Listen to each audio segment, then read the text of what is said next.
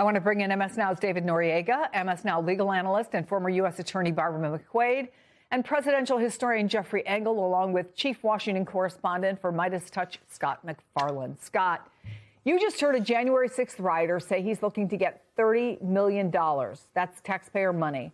While Americans are struggling with high gas and grocery prices, how does the White House square this?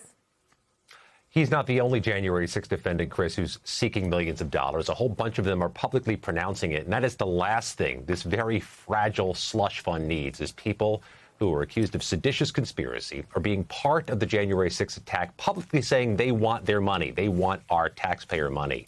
I can tell you, Chris, the Attorney General, Todd Blanche, was just at the U.S. Senate trying to sell this idea on behalf of the White House. It did not go well. One of the sticking points for Republicans, and including all the Democrats included, is this issue of cop beaters getting money through the fund. That is a non-starter, even for Trump's allies in the U.S. Senate. It's going to be a problem. And this is what it looks like, Chris, when a slush fund starts to melt. The Republicans don't get on board. There's no momentum behind it. And the Senate wants to get involved, perhaps, in stopping or changing the rules. You know, Jeffrey, the idea that January 6th rioters could be compensated hasn't always been the message from the White House. This is a little reminder. Do you believe that people who committed violence against Capitol Hill police officers on January 6th should be eligible for compensation from this DOJ fund? It'll all be dependent on a committee. I do believe there has to be compensation for people that were destroyed. You have families absolutely destroyed. To those who engaged in the acts of violence and destruction, you do not represent our country. And to those who broke the law, you will pay. Jeffrey, is this a flip-flop that could maybe finally be damaging to President Trump?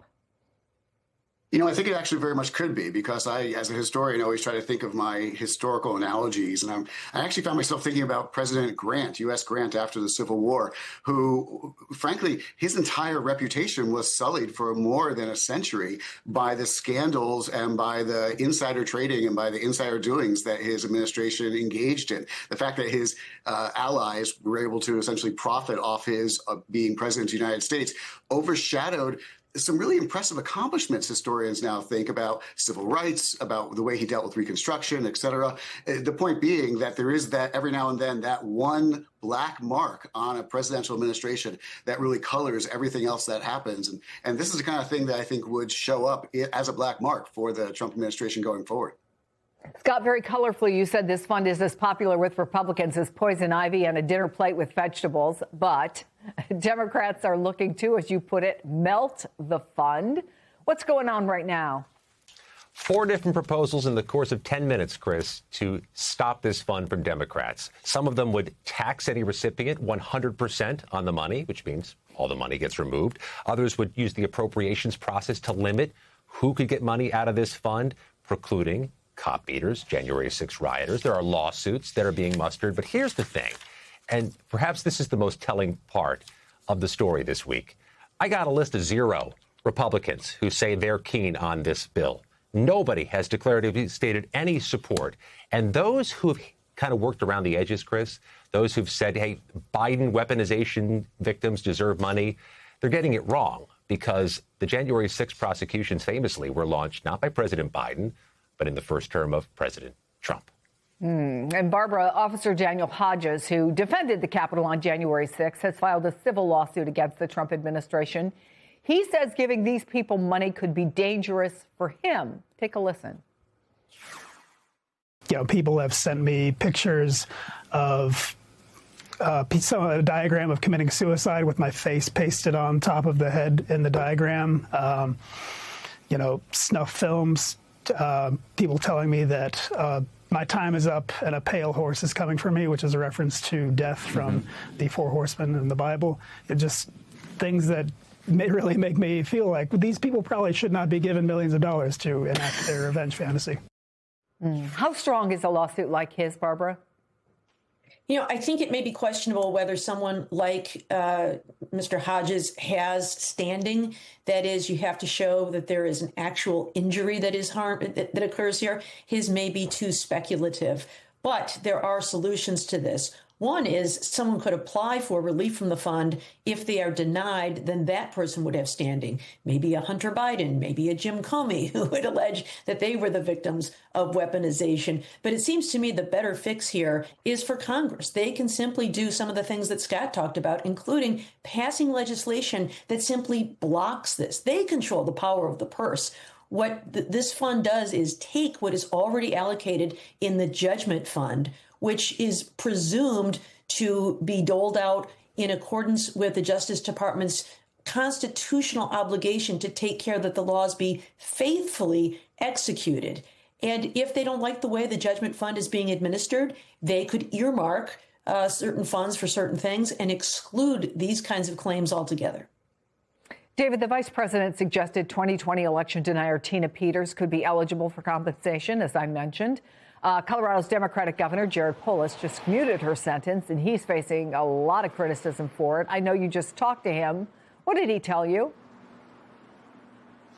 Well, Chris, I mean, just to stress the extent and intensity of the backlash to this move by Polis, everyone, not just Democrats, but also Republican, including Republican officials here in Colorado, are sort of upset and dismayed that Governor Polis commuted Tina Peters' sentence. One specific perspective that I heard, yesterday I spoke to a young insurgent progressive Democratic candidate for Congress here in the congressional district that represents Denver, who has a real shot at winning, by the way, who told me that Polis's commutation of Tina Peters' sentence was an example of Democratic sort of fecklessness in the face of the corruption and authoritarianism of the Trump administration, that this was an example of a prominent Democratic official failing to meet the historical moment in combating the Trump administration. I asked Governor Polis to respond to this concern that, again, I heard from a progressive Democratic candidate, but we also heard from regular Colorado voters. Here's what the governor said.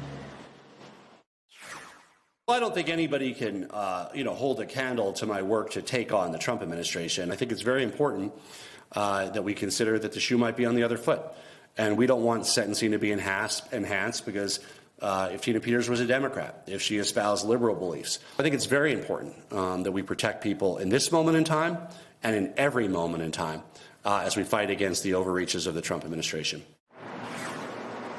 So the governor is clearly casting this as a question of principle. He says that Tina Peters' sentence was excessive as a result of her political views and her political affiliations. The fact, Chris, is that this is upending politics in Colorado, and it may very well have an effect on the upcoming midterm elections because, again, it reveals this profound fault line within the Democratic Party between those who are taking something of a conciliatory approach to the Trump administration and those who believe that that is not what we should be seeing from Democratic elected officials, Chris.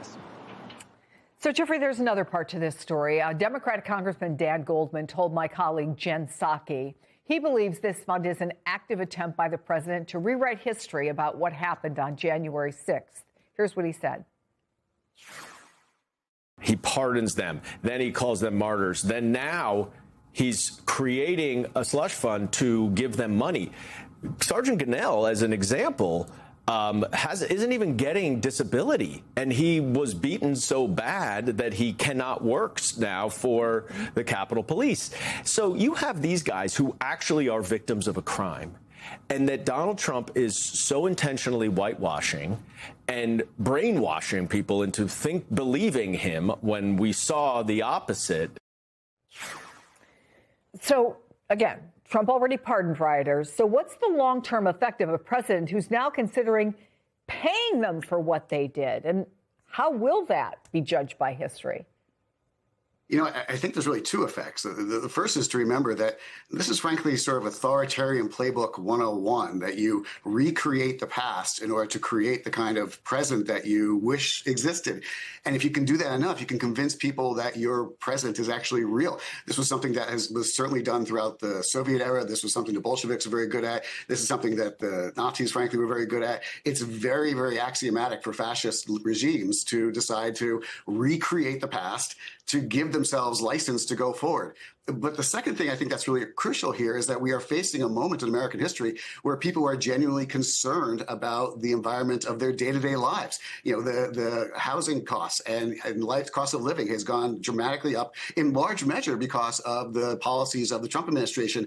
And here we see an administration, the Trump administration, focused on rewriting the past on something that's relatively narrow of concern to the president, that's not nearly as important to people as the cost of living that they're facing. So that emphasis on the past can actually backfire for an authoritarian regime that recognizes that the people are no longer paying attention to the past because they care about their present.